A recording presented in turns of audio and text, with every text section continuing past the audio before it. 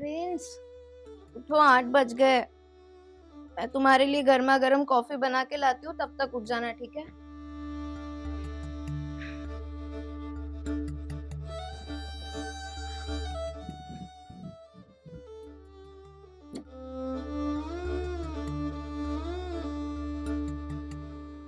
गर्मा गर्म कॉफी आ गई है। अरे प्रिंस, अभी तक नहीं उठे? प्रिंस उठो तो जल्दी। हद है।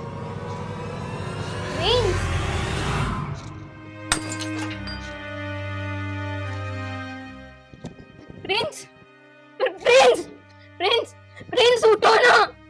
प्रिंस उठो ना। प्रिंस उठो ना। क्या हो गया?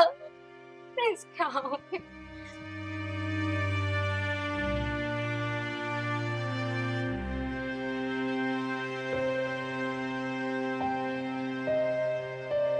डियर प्रिया, जब तक तुम ये लेटर पढ़ रही होगी तब मैं ये दुनिया को छोड़कर चला गया होगा। और मुझे भी मालूम है कि मेरे ये निर्णय लेने के लिए तुम मुझे कभी माफ नहीं करोगी। प्रिया,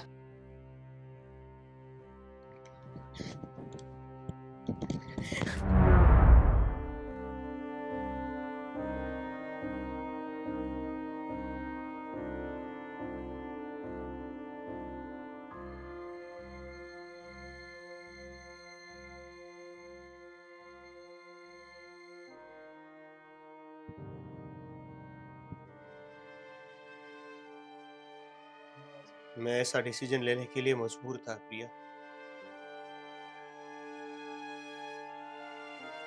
इसी तो क्या मजबूरी थी प्रिंस कि तुम मुझे इस दुनिया में अकेले छोड़कर चले गए।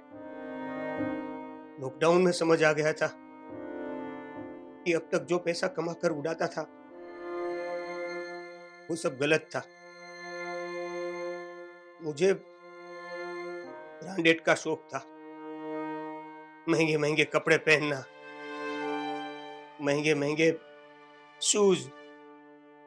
2-5 हजार तो मैं ऐसे ही फिजूल का खर्चा कर देता था। महंगे महंगे मोबाइल न जाने कितनी बार बदल देता था। बस इतनी इतनी छोटी सी बात के लिए इतना बड़ा डिसीजन ले लिया तुमने? प्रिया, ये इतनी छोटी बात नहीं है। मेरे बड़े खर्चे की वजह से आज घर की ये हालत है कि घर में एक महीना अनाज खा सके उतने पैसे भी नहीं है। और बाकी सब पैसे मैंने मेरे दोस्तों के पीछे पार्टी करवाई, घुमाया। आज जब लॉकडाउन के समय में उनसे मदद मांगी तो कोई सामने नहीं आया।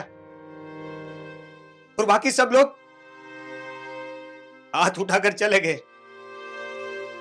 अब तुम ही बताओ, क्या ये छोटी बात है प्रिया? बताओ, छोटी बात है प्रिया? अरे कोई नहीं था तो क्या हुआ? मैं तो थी ना मैं तो। और रही बात खाने की, तो हम एक टाइम खाना खा के चला लेते। और ये लॉकडाउन कौन सा जिंदगी भर रहने वाला था? मुझे मालूम है कि लॉकडाउन 2-4 महीने का था, पर इसी लॉकडाउन में घर में खाने के लिए कुछ नहीं था। और इस बात का जिम्मेदार सिर्फ मैं हूं। पूरी जिंदगी में उनसे नजर से नजर मिलाकर जी नहीं पाता। मेरे लिए मुश्किल था।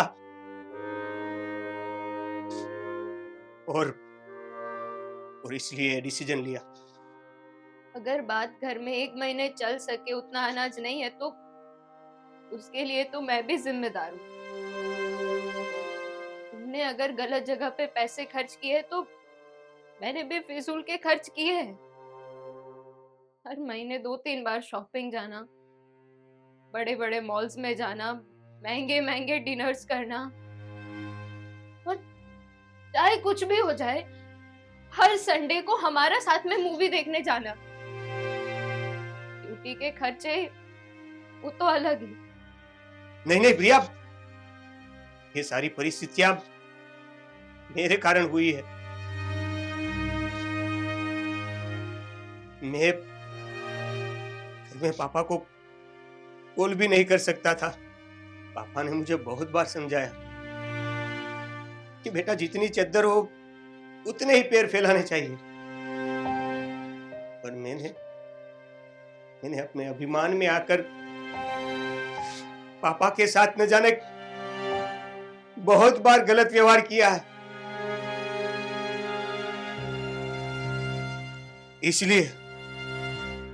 इसलिए मैंने मजबूर होकर सुसाइड किया। ये सब करके पापा मुझे कभी अपनाते नहीं, पर मरने के बाद पापा कभी तुम्हें दुख नहीं देंगे। प्रिंस, जितनी गलती तुम्हारी है ना, उतनी ही गलती मेरी भी है। मैंने ही तो तुम्हें मम्मी पापा से दूर रहने के लिए कहा था ना। मैं ही अपने एजुकेशन के अभिमान में अंधी हो गई थी। मुझे भी जीने का कोई हक नहीं, कोई हक नहीं है।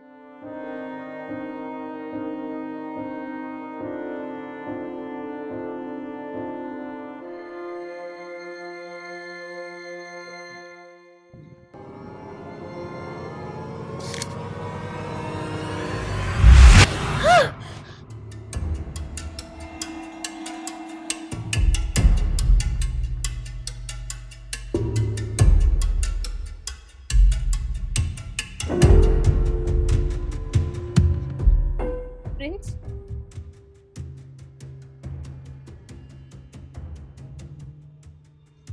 Prince, Prince, Prince. क्या हुआ? अभी रात के 3 बजे हैं। पूजा सुबह बात करेंगे और मुझे भी सोना पड़ेगा।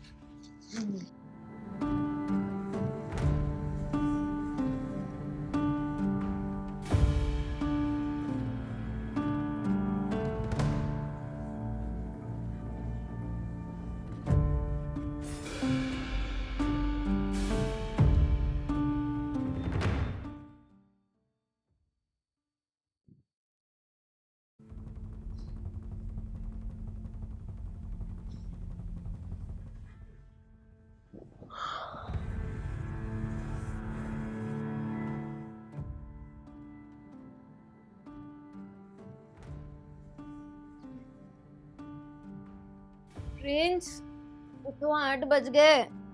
मैं तुम्हारे लिए फटाफट से गर्मा गर्म कॉफी लाती हूँ, फ्रेश भी हो जाती हूँ। तब तक तुम रेडी होके हॉल में आओ, ठीक है? थोड़ी देर सोने दो, अब तुम जाओ।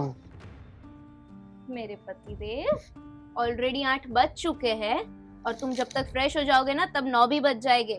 तो थोड़ा जल्दी करो प्लीज।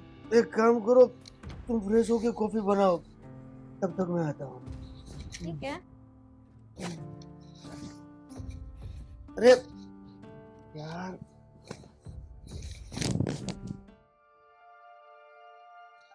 हो प्रिया, ओ प्रिया कहाँ रह गई?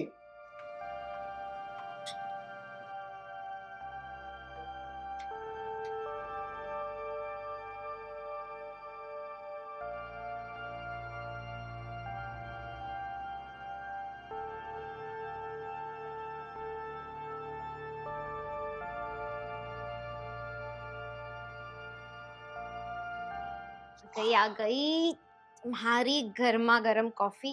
चलो, संभाल के।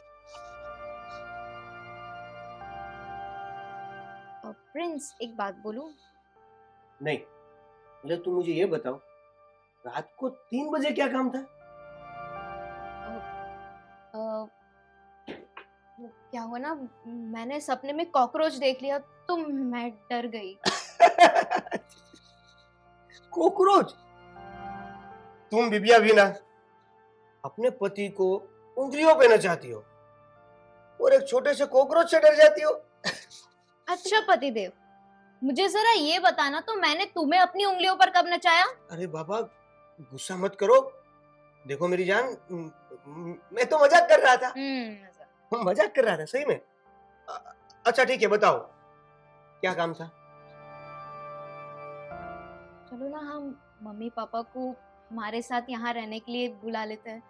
ये घर ना उनके बिना सुना सुना सा लग रहा है। क्या? तुम्हारी तबीयत तो ठीक है? अभी कुछ नहीं हुआ मुझे, ठीक हूँ मैं। हाँ, नहीं मतलब मम्मी पापा को साथ में रखने की बात की तो मुझे लगा कि तुम्हारी तबीयत खराब है। क्या है कि वो, तुमने ही तो कहा था कि मम्मी पापा के साथ जमता नहीं है, और देखो ना, इसलिए तो हम अलग रहते हैं।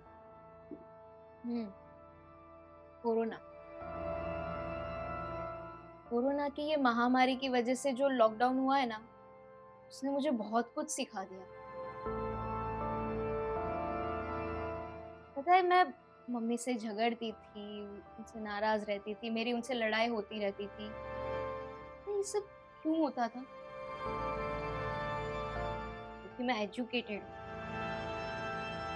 ये जो एजुकेशन का अभिमान था ना, उसी की वजह से ये सब। मम्मी ना कहा करते थे कि थोड़ा थोड़ा करके जमा की हुई पूंजी ना एक दिन जरूरत के समय पे काम आती है।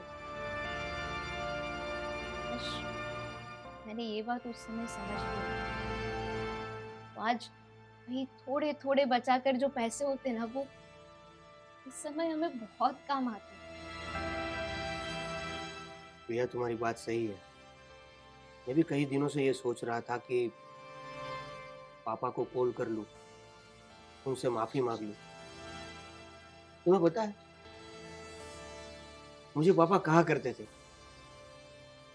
कि मरा हुआ सांप भी काम आता है। और तब मैं क्या कहता था? मैं उनकी बात और उनकी कहावत को झूठा साबित करके उसे ये कहता था कि ये सब आपके पुराने जमाने की बात है, अभी के यह मॉडर्न जमाने में ये सब नहीं चलता है। शायद शायद कहीं ना कहीं उनकी ये बात और कहावत सही है। कि लॉकडाउन ने ना मेरा दिमाग खराब करके रख दिया। मेरा दिमाग काम करना ही बंद हो गया। मैं भी कई दिनों से सोच रहा था कि क्या करूं, क्या ना करूं, कुछ समझ में नहीं आ रहा था। पर आज तुम्हारी ये बात सुनकर मेरे मन के अंदर जो बोझ था ना, वो हल्का हो गया। थैंक यू मेरी जान। तो तुमसे ये सारी बातें करके ना मेरे दिल का भी बोझ हल्का हो गया। चलो अब जल्दी से मम्मी पापा को कॉल करो। हाँ हाँ, ताकि वो भी हमारे साथ रहे। वो हमारे साथ नहीं, हम उनके साथ। चलो अब जल्दी से मम्मी पापा को कॉल कर दो, मैं बेडरूम सही करके आती हूँ। अरे हाँ।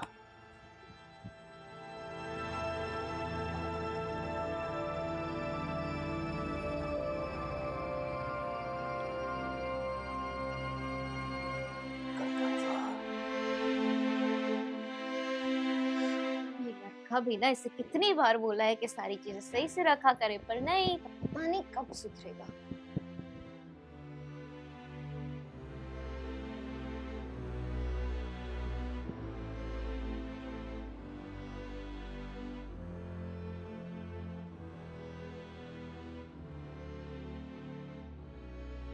हे भगवान, वो कहते थे कि बचपन में किए हुए व्रत का फल एक ना एक दिन जरूर से मिलता है।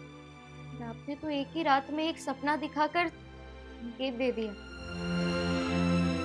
धन्यवाद भगवान, थैंक यू।